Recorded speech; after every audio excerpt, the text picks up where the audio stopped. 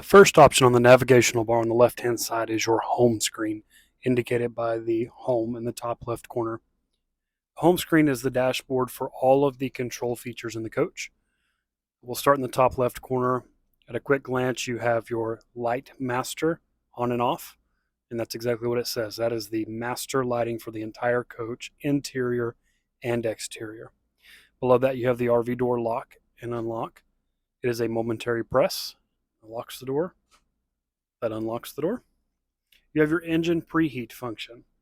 When you push the button, you'll see that it says select water heater source. What this is telling you is that the Oasis must first have a water heater source selected in order to preheat the engine. So you can preheat the engine using diesel heat or water heater high or low. Electric high is basically both elements on. There's going to be two elements inside the Oasis water heater. One element runs on leg 1 of your shore power or generator, and then the other element runs on leg 2. So if you turn on electric low, all it does is kick on one element. If you turn on electric high, it kicks on both elements. That will be directly reflected in the power source readings down here. Let's go ahead and turn one on and see if we get a change here. You can see the jump on line 2 there for electric low. When I turn on electric high, you can see the jump on line 1. So go ahead and turn those both off. And then if I were to select diesel heat, it's actually going to start burning diesel from the fuel tank to heat the chamber inside the Oasis. It's then going to send that heated coolant through the Volvo engine of the coach. So we'll go ahead and turn all that off.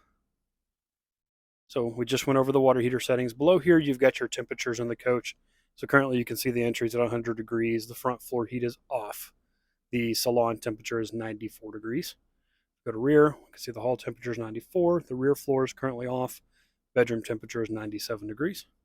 And then here's our bay. Our battery box is at 97 degrees, and our plumbing bay is at 90 degrees. So it's just a quick glance to get all of your temperatures throughout the coach. Top right, you've got your fresh gray and your black tank readings. Really nothing special about that. Below there, you have your water pump. It's a single momentary push. Anytime it's indicated blue, it is on. The coach is equipped with an auxiliary water pump. The idea there is if the main water pump were to fail or you were having issues with AC power and needed to conserve that, or just needed to use DC, this auxiliary water pump is wired to DC power. And then autofill. When I push the autofill button, you're going to notice this warning message. All this is telling you to basically make sure that the water supply that you're hooked up to is actually turned on. Otherwise, if you enable the autofill, the solenoid could heat up, and it's just going to shorten the life of that solenoid to have it engaged with no water flow. So we push and hold for 3 seconds to enable it. What this does is actually arm the autofill. So the first time you turn the autofill on or arm the autofill, it's immediately going to open the solenoid and make an attempt to fill the fresh tank to 90%, regardless of the level. If it's 90% or above, obviously it's not going to turn it on, but anything below 90%, it's going to actually turn the autofill solenoid on. And that's indicated by this little tiny green circle in the top right corner. When that's lit up, illuminated green, that means that it is opening the solenoid and calling for water. When the tank hits 90%, it's going to close the solenoid. Autofill will stay enabled. So you'll see the green go away. It'll just be an empty circle. Autofill is going to remain blue, and then it's going to be watching for that tank level to drop. When the tank level gets back down to, I believe it's 25%, it will go green again, indicating that it has opened the solenoid once again and fill that tank back up to 90%. And that should be an endless cycle. Go ahead and turn that off. Below here, you have your battery voltages throughout the coach. You have your house 12-volt battery voltage, 13.3 volts. That is reading the voltage coming off of a DC to DC converter, so that voltage is not going to change much. It should stay relatively somewhere around 13 to 13.7 pretty much all times. It does not adjust with the battery voltage. To the right of that, you have the house 24-volt reading. That one is going to change with the level of the batteries. So we're currently at 26.1 volts.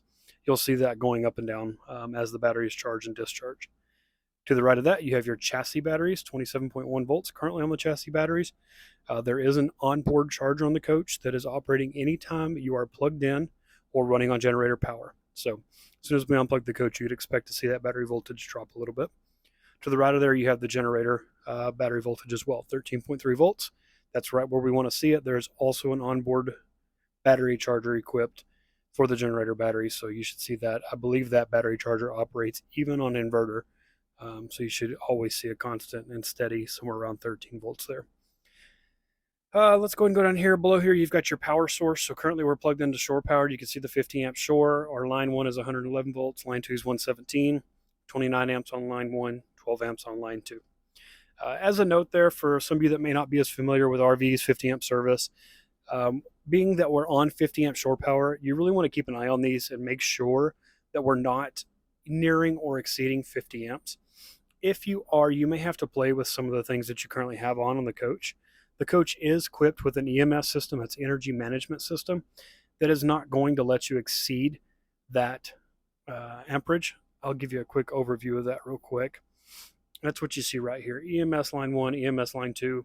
You can see everything that we currently have turned on and called for, and they are listed in priority as to what it's going to turn off last. So let's say, for instance, I come in here and turn the water heaters back on like we saw a second ago. That amperage got up in the 40s. As we near that 50 amps, it's going to start turning things off that we have on from the bottom up. And when it does that, it's going to highlight yellow, letting you know that the EMS is actually what's turning that component off for you to manage that amperage and hopefully avoid you tripping any shore breakers. Here we've got AGS, stands for automatic generator start. This coach is set up with a low battery automatic generator start. It is not a shore power loss generator start. I know there's different ways of doing that out throughout the industry. This one is simply off of low battery. So if we tap the button, it shows currently disabled. It's going to give you a warning about making sure you're not in an enclosed space. You do have to push and hold the button for 3 seconds to acknowledge you want to enable that. Once done, that's going to go blue, letting you know it's armed and enabled. There's 2 ways of setting this up depending on your model of coach. This coach is set up off of battery voltage, so it's going to monitor this house battery voltage, and then it's going to start the generator when that battery voltage reaches a low level that we are able to program and preset. It's going to run the generator until the batteries reach a full charge, which is another predetermined level that we set in here. So basically, you leave the coach, you're plugged into shore power. Let's say something happens, your shore breaker trips, or you're in a campground that loses power, a bad storm comes through.